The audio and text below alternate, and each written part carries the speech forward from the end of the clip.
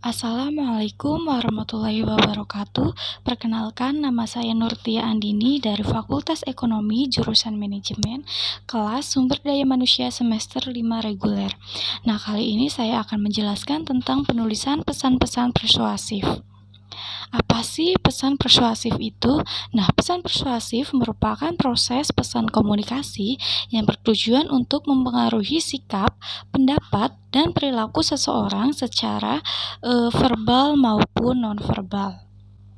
Nah, perencanaan pesan-pesan persuasif.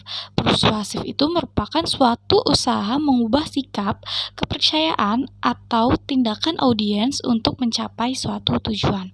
Secara sederhana, persuasif yang efektif adalah kemampuan untuk menyampaikan suatu pesan dengan cara membuat audiens merasa memiliki pilihan dan membuatnya setuju.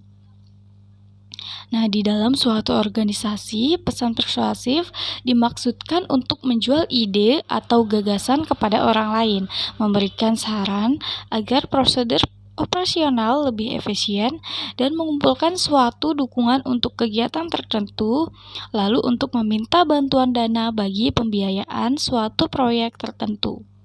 Nah, apa sih perencanaan-perencanaannya? Nah, perencanaannya yaitu yang pertama adalah analisis audiens. Nah, analisis audiens ini menyampaikan pesan-pesan persuasif yang terbaik adalah dengan menghubungkan satu pesan dengan minat dan hasrat audiens. Yang kedua, mempertimbangkan perbedaan budaya. Pemahaman terhadap perbedaan budaya yang ada bukan saja akan membantu Anda dalam memuaskan kebutuhan audiens, tetapi juga akan membantu bagaimana cara mereka memandang Anda. Mereka memberikan persuasif untuk budaya yang berbeda akan berbeda pula. Yang ketiga adalah memilih pendekatan organisasi. Dalam hal ini, Anda dapat menggunakan pendekatan tak langsung dalam menyampaikan pesan-pesan persuasif. Akan tetapi, jika audiens objektif atau tidak tahu, mereka lebih suka mendengar pesan-pesan yang disampaikan secara segera. Pendekatan organisasional yang tepat adalah pendekatan langsung. Lalu bagaimana sih mengembangkan pesan-pesan persuasif? Nah, yang pertama adalah menetapkan kredibilitas. Kredibilitas Anda ditentukan oleh sejauh mana tingkat kepercayaan dan keandalan Anda. Yang kedua adalah kerangka argumentasi. Nah, ketika telah cukup mengumpulkan berbagai fakta, bukti, dan temuan lainnya, Anda telah siap membuka kerangka argumentasi. Yang ketiga adalah memilih data pemikat. Kebanyakan pesan-pesan persuasif menggunakan daya pemikat dengan logika dan daya pemikat yang emosional untuk melakukan persuasi audiens. Selanjutnya ada prinsip-prinsip penulisan komunikasi persuasif. Yang pertama adalah prinsip pemaparan selektif. Nah, prinsip ini menerangkan bahwa hukum pemaparan selektif. Prinsip pemaparan selektif ini mempunyai implikasi penting terhadap pembicara persuasi komunikator.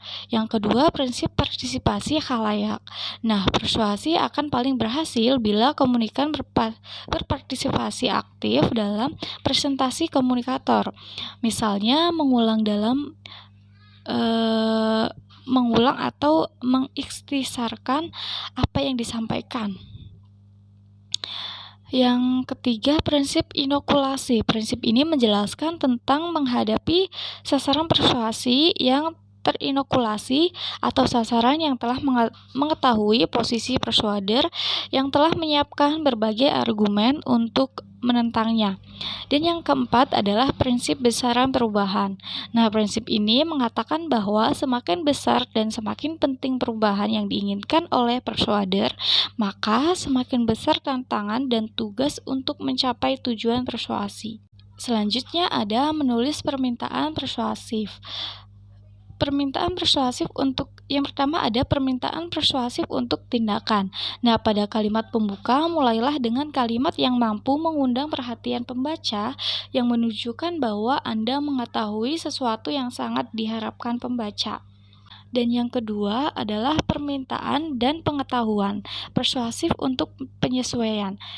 Kebanyakan surat pengaduan dimulai dengan pernyataan pesan-pesan rutin. Kemudian ada permintaan pesan-pesan penjualan dan permohonan dana.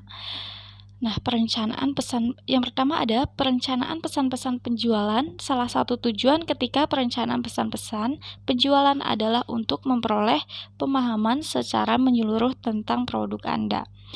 Yang kedua adalah perencanaan pesan-pesan permohonan bantuan dana. Ada 4 hal yang perlu diperhatikan dalam penulisan surat permohonan bantuan dana. Yang pertama, Anda harus mampu menjelaskan secara spesifik. Yang kedua, tunjukkan kepada pembaca betapa pentingnya donasi yang Anda sumbangkan ke pihak lain. Dan yang ketiga, kemukakan secara jelas berapa jumlah donasi yang dibutuhkan. Dan yang terakhir adalah jelaskan manfaat atau keuntungan donasi yang diberikan kepada pembaca. Dan yang ketiga adalah pengorganisasian dan komposisi pesan-pesan penjualan.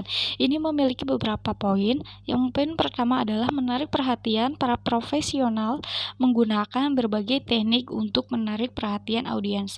Poin kedua, membangun minat. Dalam hal ini Anda perlu melihat apa yang dilakukan oleh pesaing Anda, apa perbedaan produk Anda dengan produk pesaing, dan yang paling diminati oleh pembeli.